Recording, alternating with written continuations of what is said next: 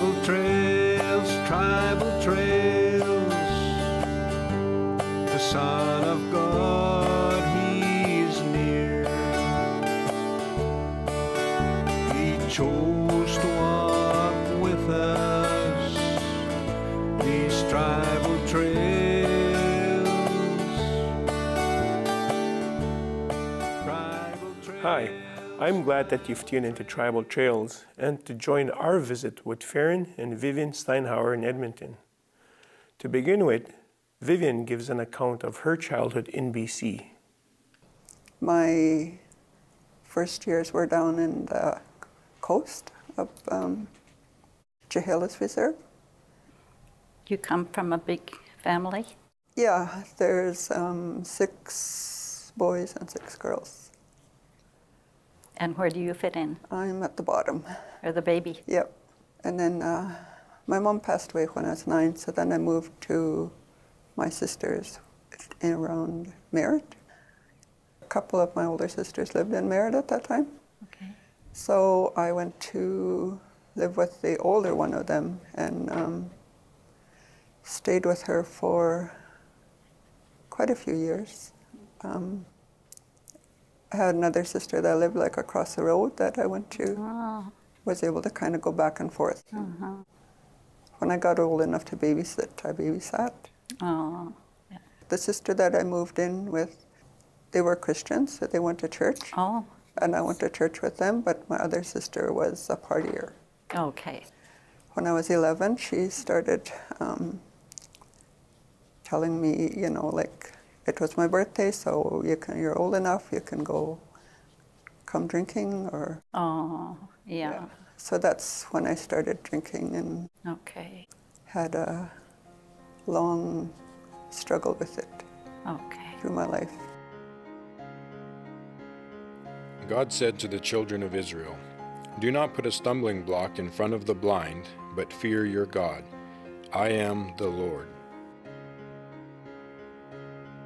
I stayed with my sister for probably about 3 years. Okay. But things were happening in the home that weren't good for me. There were missionaries that lived up off the reserve. Okay. From the Name Mission. Oh, I see. Bob and Jolene Green. Okay. Yeah. They took me in. They had a son and a daughter. Okay. So I stayed with them for a little while. King David said, "Though my father and mother forsake me, the Lord will receive me."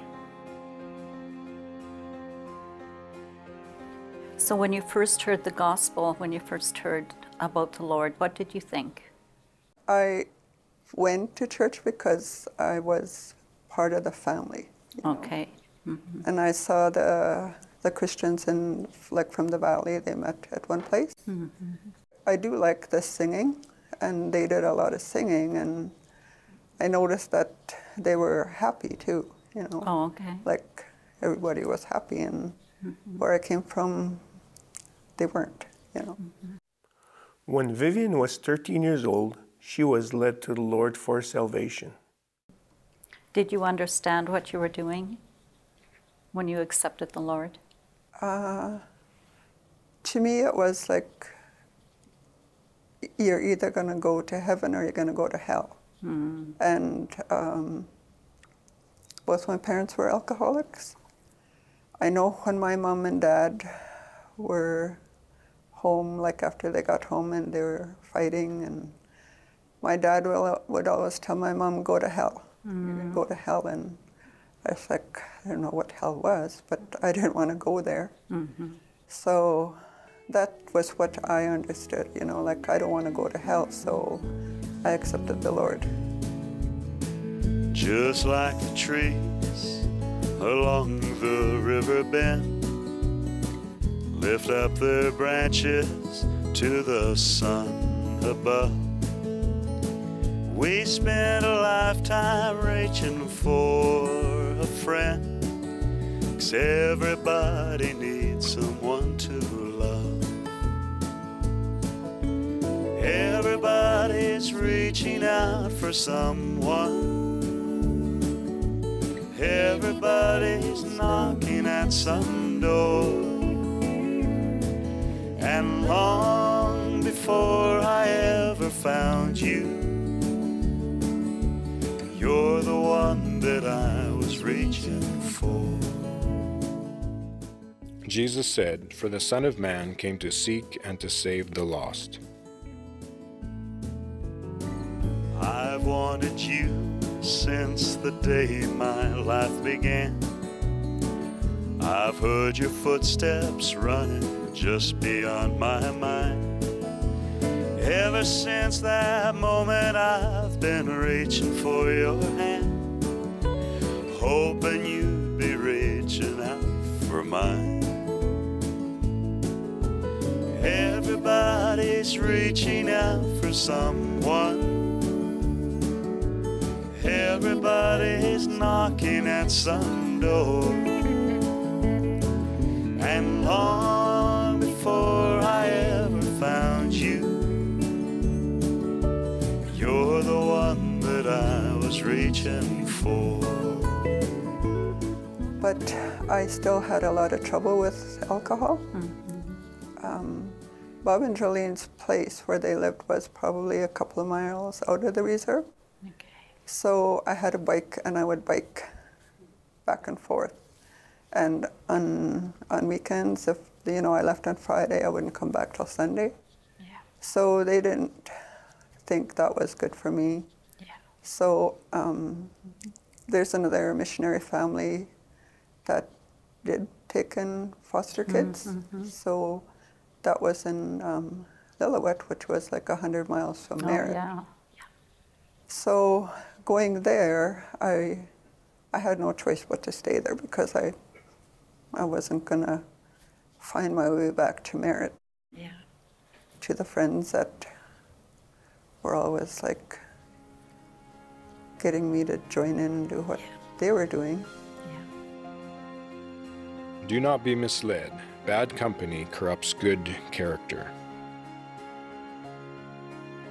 How old were you then when you went to Lillooet? 13. Oh, you were still young. Yeah, so I stayed with them for 3 years. Oh, nice. Yeah, got to know the missionary life. They had 3 kids also, but I was like the oldest one, which was different from me because in my family I was the youngest one. Yeah. But yeah, I learned a lot, like because I never really, had my mom. Yeah. And she was really a mom to me. And I really felt like a real part of their family. Yeah. And they're still involved in my life today. Nice. I went back to Coldwater after I had been with them for like 3 years. That's Merritt. Yeah. That's reserve. Okay. Yeah. Why did you decide to go back? The family was going on furlough, Oh, okay. and they were from Pittsburgh area. Yeah. I went right back into everything that I had left. So it had really affected my life. Like, I did finish school and wanted to go on to college, but once again, alcohol stopped me from that. Yeah. So then I ended up going to K401 Bible School. How did you learn of Keewatin? One of the ladies in the fellowship had known about some Indian Bible colleges, and Keewatin was one of them, and the other one was down in the States, and I didn't really want to go down in the States. Yeah. Why did you want to go to Bible school? Did you want to get out of the life you were living, or Well, actually, or was God working in your life? the same lady that I had talked to, Yeah. I looked to her more like a mentor. Oh, okay. And she was like, every time I was going to a Christian school, like my high school years, Oh, okay. And even there, I was having trouble with alcohol. So she would get me to the side and say, you know, you can do something about what's happening in your life. And when I had quit the college, and she's saying that you could go to Bible school, because she's like, what do you want in your life? You know, like I kept falling, or, you know, like going up and down in my Christian life. Because of that, God made it possible for Vivian to go to K401 Bible Institute and to study there. She told Rita that she had benefited from that study. But for some reason, she did not complete the program. She moved to Edmonton and got involved in a local church. Everybody's reaching out for someone. Everybody's knocking at some door. And long before I ever found you, you're the one that I was reaching for. Friend, the Lord is standing with His hand outreached to you, asking you this very day, will you grab my hand and come along with me, and let's do this thing together. Everybody's reaching out for someone.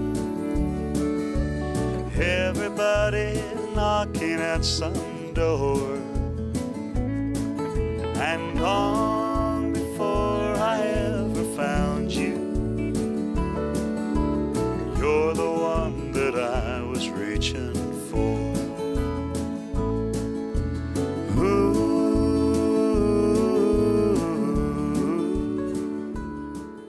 Jesus said, "Here I am. I stand at the door and knock. If anyone hears my voice and opens the door, I will come in and eat with that person, and they with me."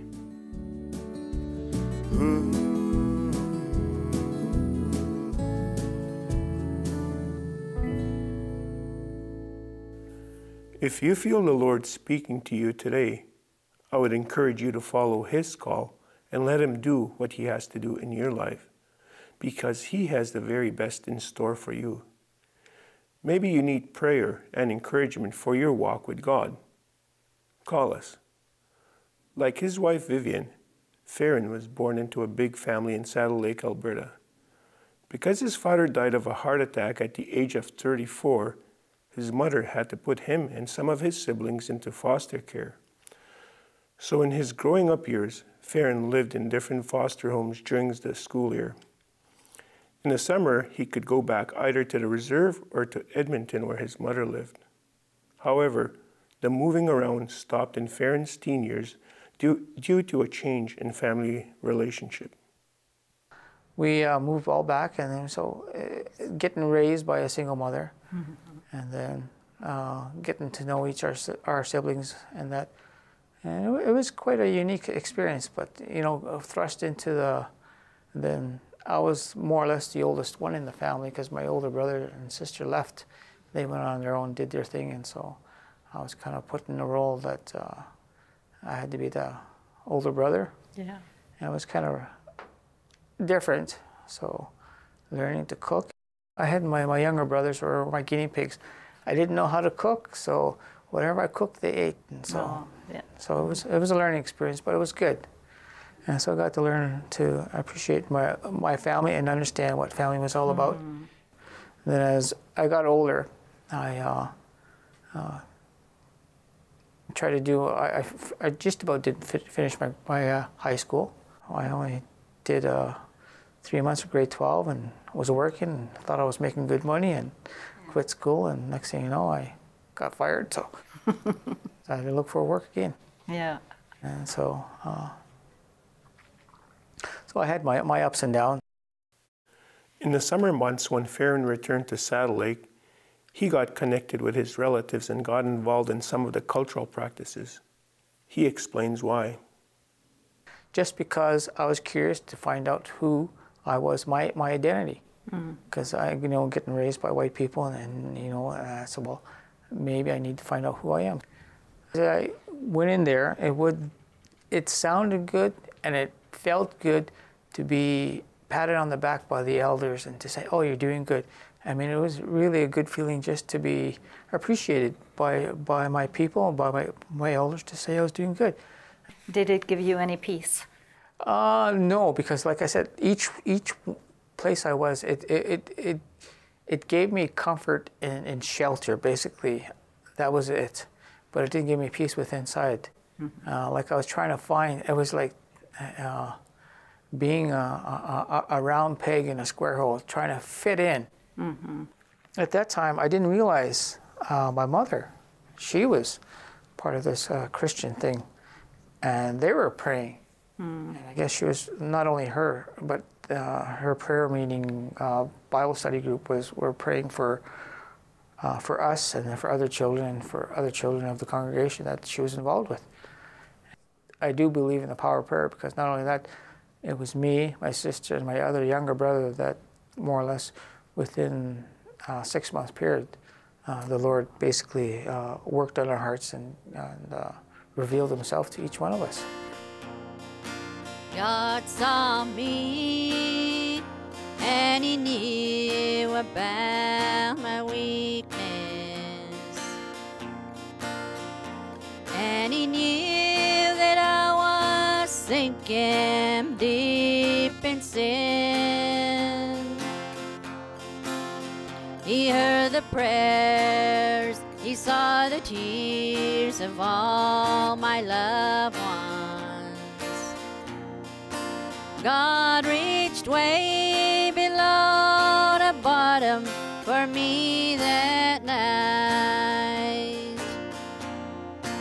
God reached way below the bottom and took my hand.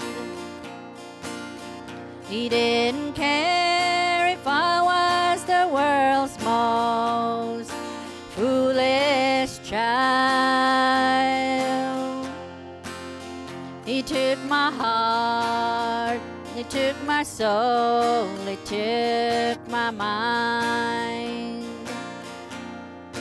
God reached way below the bottom for me that night. Faran got into drugs and alcohol at a young age. When he was 23 years old, he decided to quit drinking because it was expensive, and it caused him to have a blackout. Nevertheless, Faran still lingered in the drug scene. God began to deal with him when he had a drug overdose. He ended up in the Camrose Hospital.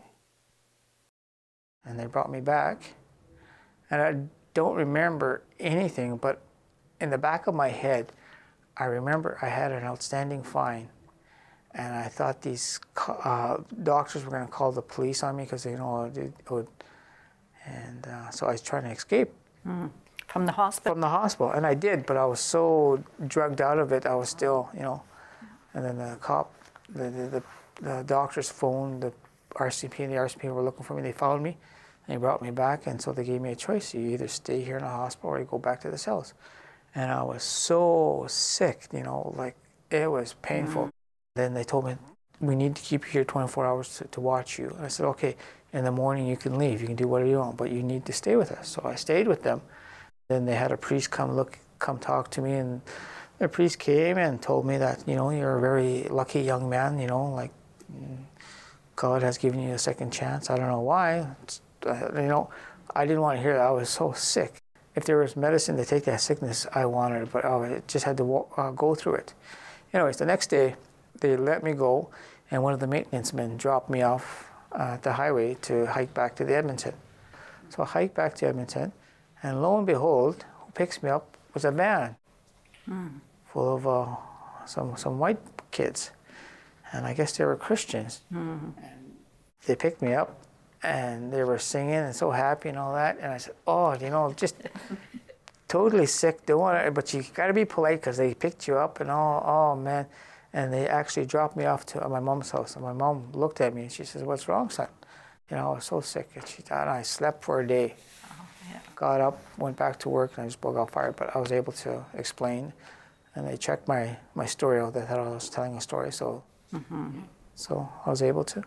And so from that moment, when I OD'd, something I've seen in what happened to me had me thinking.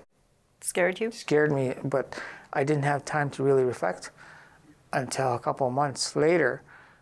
When I was doing drugs, I had some flashbacks, and it scared me, and I didn't know what was happening. I could not shake it, and it scared me, and it really freaked me out, and I thought I was losing my mind. Where there is no revelation, people cast off restraint, but blessed is the one who heeds wisdom's instruction. And so there was this missionary. His name was Gary Brumlow. He was with Interact, or Arctic Missions at that time. And so I was talking to him, and I thought I was going crazy. So I said this. So I finally had the courage enough to share with him what I went through. And what I went through, he opened up the Bible, God's Word, and he revealed everything that I said to him was in God's Word. And it just, man, it just overwhelmed me. And then this missionary explained to me, it made sense. And as soon as I accepted the Lord into my life, it was like the Holy Spirit in me revealed everything to me. And he showed me in a new and better way, and a new understanding. And it made sense. You said earlier, did I find peace? This peace, it's like that. I thought that round peg, rather than finding a square hole, found a round hole. And everything just made sense to me. He took my hand and lifted me from out of darkness. He took his blood, his precious blood, and washed me clean. He took my fears, he took my pain and all my sorrow. God reached way below the bottom for me that night. God reached way below the bottom and took my hand. He didn't care if I was the world's most foolish child. He took my heart, he took my soul, he took my mind. God reached way below the bottom for me that night. So besides the peace, was there a difference in your life? There was. The missionary didn't tell me I didn't have do's or don'ts, or, you got to do this, you can't do that. He didn't say, no, my job is not, the Holy Spirit will reveal what is right and wrong. I'm not going to tell you. He'll reveal it. And it was so real. The things that I thought were right were wrong. Mm-hmm. And then it just amazed how, and then I knew my drug style was wrong, and I had to quit. I understood that being a Christian, you didn't have to be perfect. You didn't need to come there with a clean slate. You just come as you are. Mm-hmm. And I thought, that is so true. That was amazing. And it's a growing process. It's not an overnight thing. It was my Jesus, and it was him that helped me overcome these obstacles. It was him that fit these things together into my life. And it's a struggle. I'm not saying this life I live is easy. It's a struggle, and it's a good struggle to know that there's a day coming that these struggles are going to end. Yeah. Faran is right. Without God, struggles in this life don't make sense. The Bible says, in all things, God works for the good of those who love him, who have been called according to his purpose. For those God foreknew, he also predestined to be conformed to the image of his Son, that he might be the first among many brothers and sisters. That's what the purpose of life is all about. Our guests have found their purpose for living. What about you? Are you hurting and looking for peace? Jesus is right where you are and waiting for you to reach out to him. He wants to help you. As Faran mentioned earlier, you have to just come as you are. If you need help, call us. Revelation chapter 21 records John's vision of a new heaven and a new earth. He saw the holy city, the new Jerusalem, coming down out of heaven from God. And he heard a loud voice from the throne saying, "Now the dwelling of God is with men, and he will live with them. They will be his people, and God himself will be with them and be their God. He will wipe every tear from their eyes. There will be no more death, or mourning, or crying, or pain, for the old order of things have passed away." John saw a city that could not be hid. John saw this city, oh yes he did. John caught a glimpse of the golden throne. Tell me all about it. Go right on. Around the throne he saw a crystal sea. There's got to be more. What will it be? I want to go to that city he saw, New Jerusalem.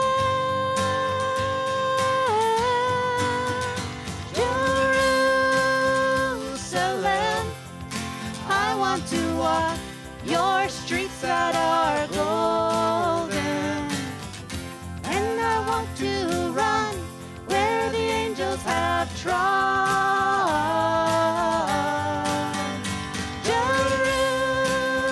Jerusalem, I want to rest on the banks of your river, in the city of God.